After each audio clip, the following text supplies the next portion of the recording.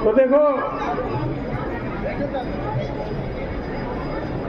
भगवान ये देखना चाहते हो कि समुद्र पर किसका अधिक प्रभाव। देखो समुद्र का संबंध मैंने भी बताया पड़ोसी से होता है, रावण से हुआ, लेकिन राम जी से भी तो है। राम जी के पूर्वज जो सगर हैं, उन सगर के पुत्रों ने जब भूमि खोदी तब सगर बना, तब सागर बना, तब समुद्र बना। सगर के 60,000 पुत्रों के द्वारा सागर का निर्माण किया गया। इसी को दृष्टिगत रखकर विभीषण ने उसे कुल गुरु की उपाधि भी दे डाली, किंतु लगता है कि जन्म की अपेक्षा संग का उस पर अधिक प्रभाव है। जन्म की अपेक्षा संग का।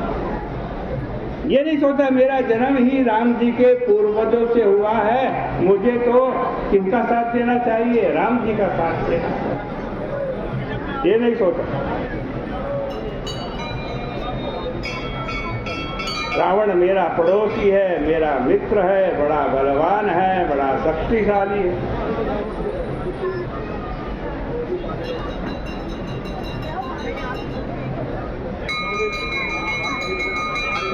तो जन्म की अपेक्षा संग का प्रभाव अधिक शक्तिशाली सिद्ध हुआ। रावण के समीप में रहकर समुद्र में भी संग के प्रभाव से शठता का उदय हो गया। इसलिए प्रारंभ में ही किसी को दुष्ट मानकर कठोरता का व्यवहार करने की अपेक्षा पहले व्यक्ति के चरित्र के विषय में ठीक ठीक ज्ञान प्राप्त कर लेना चाहिए। 3 दिन भगवान ने समुद्र के तट पर अनशन किया, 3 दिन। इन 3 दिनों में समुद्र के चरित्र का परिचय प्राप्त होने के बाद यह निर्णय करना सरल हो गया कि यह किसी प्रकार के आज व्यवहार का अधिकारी या युद्ध के क्रोध के व्यवहार का अधिकारी है। किंतु समुद्र की भूमिका सर्वथा भिन्न प्रकार की थी। आंजनेय को लंका की ओर जाते हुए जब सागर ने देखा कि वो आकाश से उड़कर कहाँ जा रहे हैं, लंका में जा रहे हैं। कौन? हनुमान जी।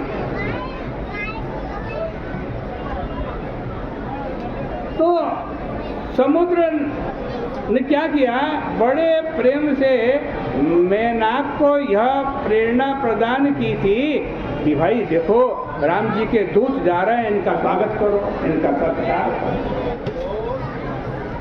जल निधि रघुपति दूत विचारी, जल निधि रघुपति दूत विचारी, ते मैनाक होई श्रम हारी, ते मैनाक होई श्रम हारी। राम जी के दूत के प्रति इतना अच्छा व्यवहार, उनका स्वागत करने के लिए मैनाक पर्वत को स्वयं सागर भेज रहा है। लेकिन जब स्वयं भगवान आए, राम जी आए,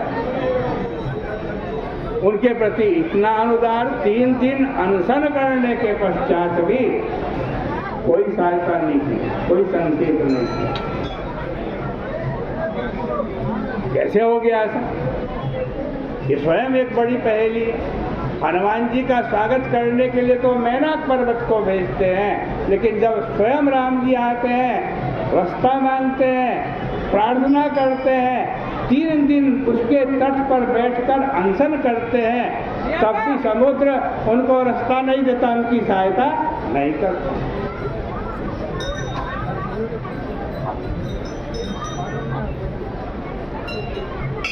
इसके पीछे समुद्र की क्या भावनाएं रही हों, इसका अनेक प्रकार से विचार प्रकट किया गया है।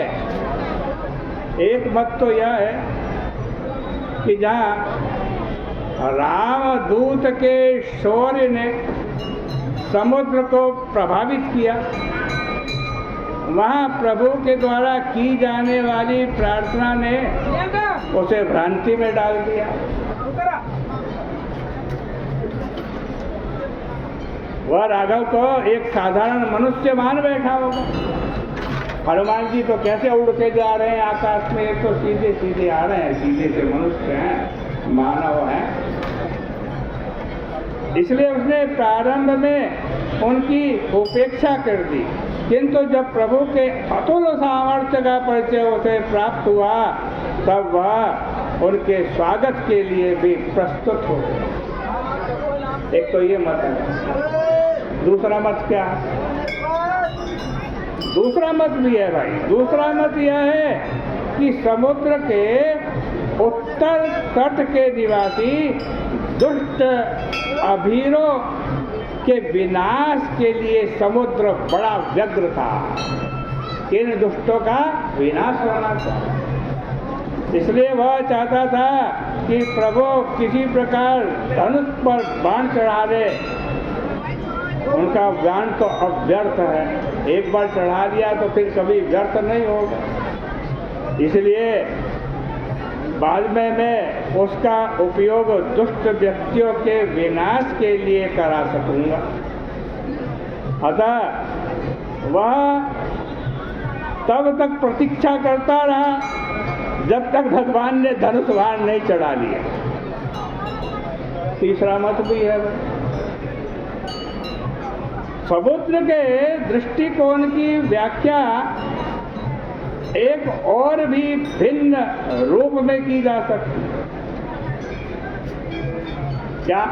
कि वो भगवान राम जी के गौरव की वृद्धि करना चाहता था। उसे लगा कि यदि मैं प्रार्थना से प्रसन्न होकर प्रभु को मार्ग दे दूंगा, तो रावण के अंतःकरण में प्रभु के शौर्य की सही छाप नहीं पड़ेगी।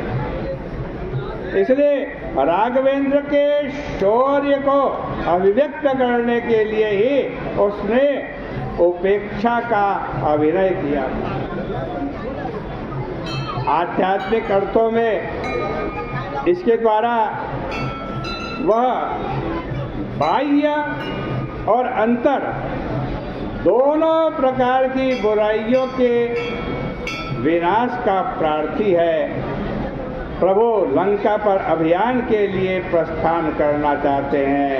समुद्र का संकेत यह था कि दक्षिण तटवासियों के प्रयास में कहीं उत्तर तटवासी बुराइयों का विनाश का कार्य अधूरा ना रह जाए। इसलिए वह ऐसी स्थिति उत्पन्न करता है जिससे प्रभु के पराक्रम के साथ साथ बुराइयों के समग्र विनाश का कार्य संपन्न हो गया। आज की चर्चा का यहीं विराम करते हैं। बोले गंगा मैया की जय।